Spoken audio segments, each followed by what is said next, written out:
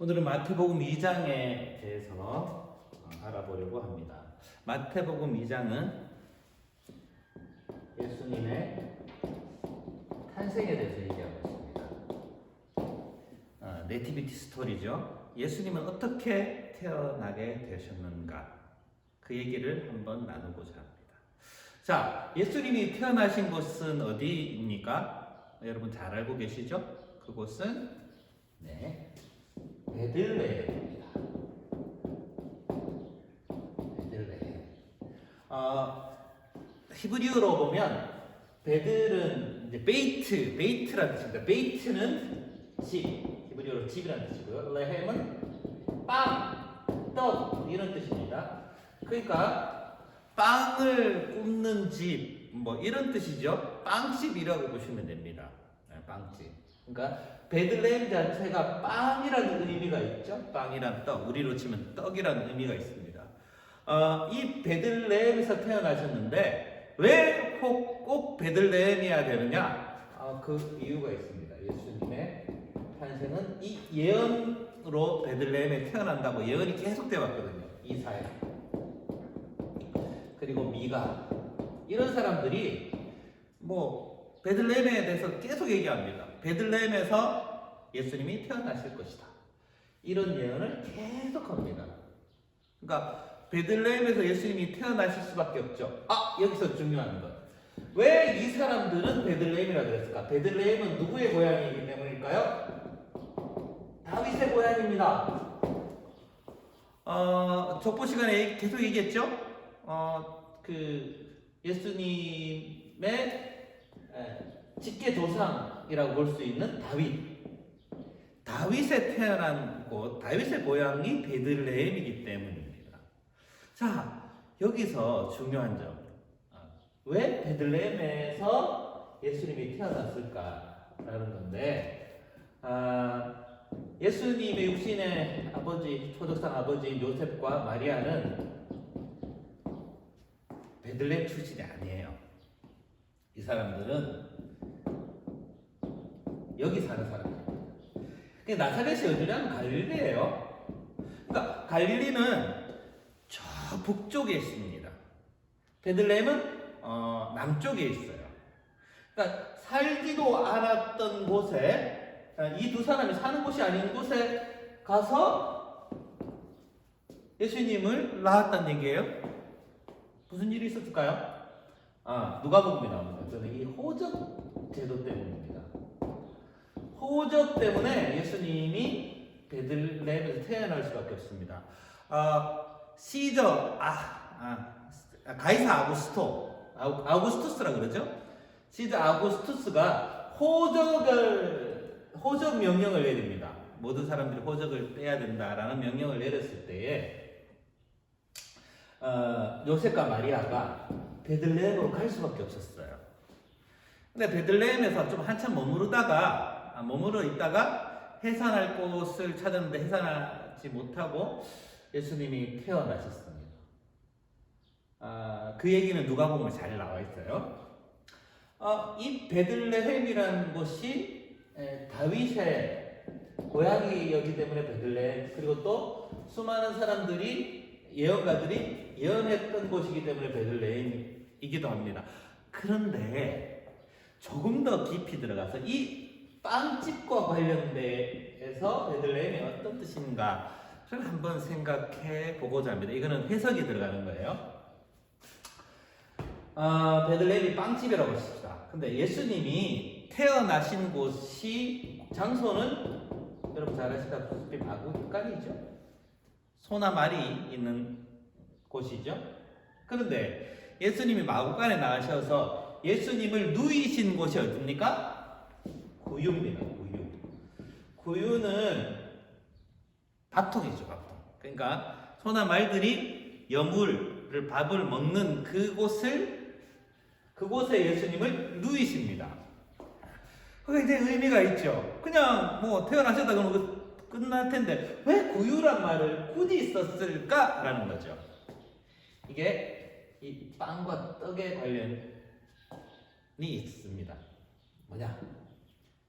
예수님은 요한복음에 나와 있지만 뭘로 오셨습니까? 생명의 떡으로 오셨습니다. 예수님은 생명의 떡이십니다. 그러니까 우리에게 먹을 것을 주시기 위해서, 그 먹을 것이 뭐다? 생명이죠. 생명을 주시기 위해서 예수님이 오셨다는 얘기입니다. 생명의 떡이신 예수님, 그 생명의 떡이신 예수님이 태어난 곳이 빵집인 겁니다. 떡집, 생명의 떡이 나는 곳 베들레헴에서 태어나신 예수님. 뭐가 맞아떨어지지 않나요? 생명의 떡, 생명의 빵으로 오신 주님께서 빵으로 예수님이 먹을 것으로 밥통 위에, 말밥통이죠. 말밥통, 소밥통 그 위에 누우셨습니다. 이게 굉장히 의미가 있지 않나요? 밥으로 오신 예수님, 떡으로 오신 예수님이 빵집에 오신 겁니다. 먹으라 하시면서. 이게 어디까지 연결됩니까? 여러분들이 아직 성찬을 안 받은 친구들 대부분 텐데, 중학생들은 성찬식에 예수님께서 떡을 찢으면서 이것은 내 살이니 받아 먹으라 하시죠. 그러니까 이 떼어서 주시면서 이건 내 살이라고 얘기하신 이유가 여기하고 연결되는 거예요. 예수님은 떡으로 오시고 빵으로 오신 겁니다.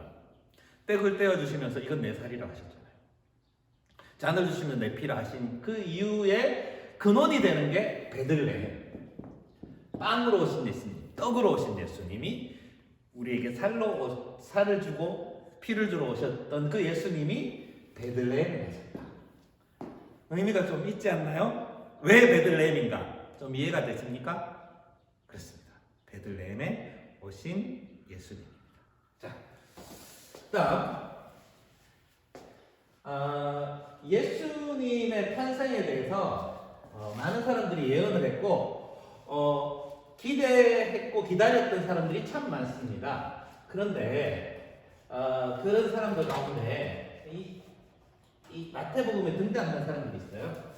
마태복음에 등장하는 사람들이 헤롯 왕 때 등장하는 사람들이 4절 말씀에 대제사장, 서기관 뭐 이런 사람들이 모여서 회의를 해요.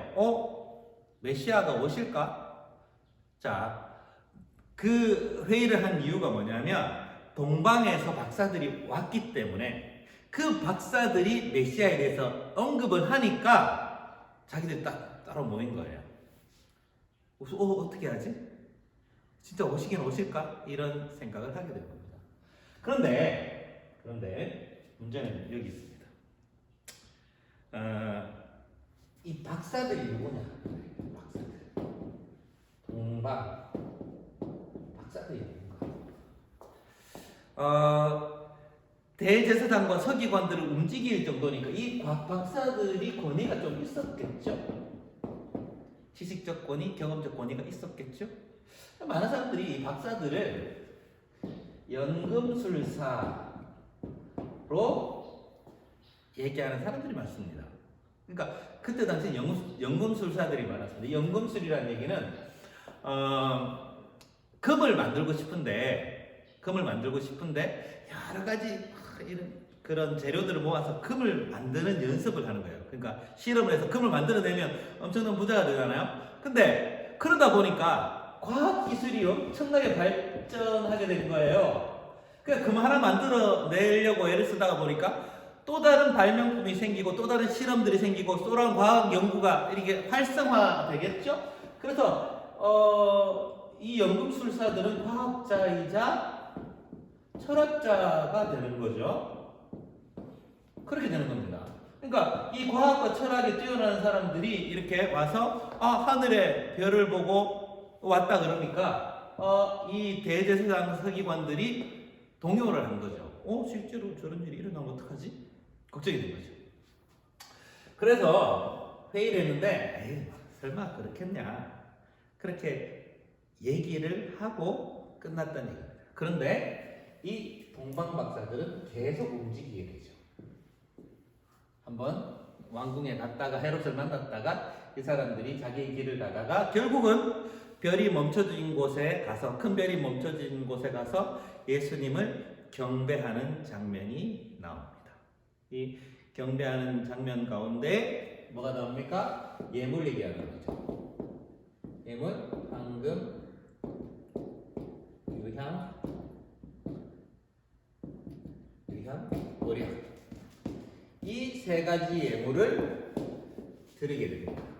예물이 세 가지지 박사가 세 명이 아니에요. 이거 오해하는 경우가 있는데 이게 오해가 정말 심해져가지고 찬송가 가운데 옛날 찬송가에 동방박사 세 사람이라는 그 곡이 있었습니다. 근데 사실 그게 동방박사 세 사람이 아니에요.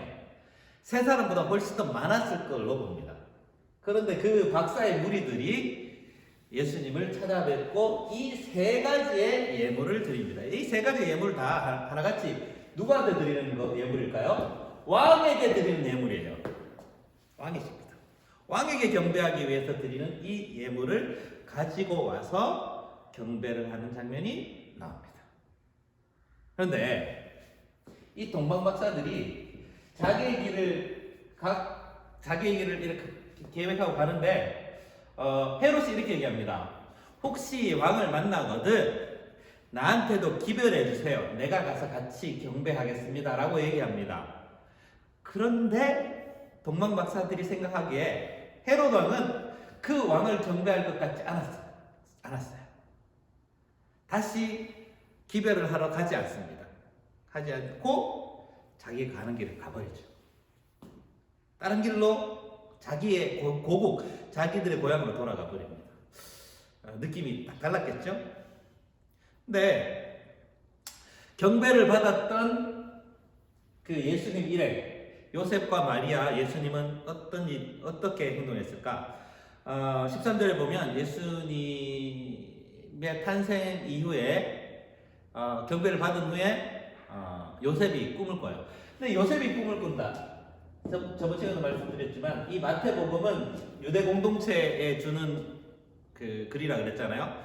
그러니까 모든 게 남성 중심입니다. 남성 중심이기 때문에 요셉의 시점으로, 요셉의 관점으로 이걸 기록하고 있죠.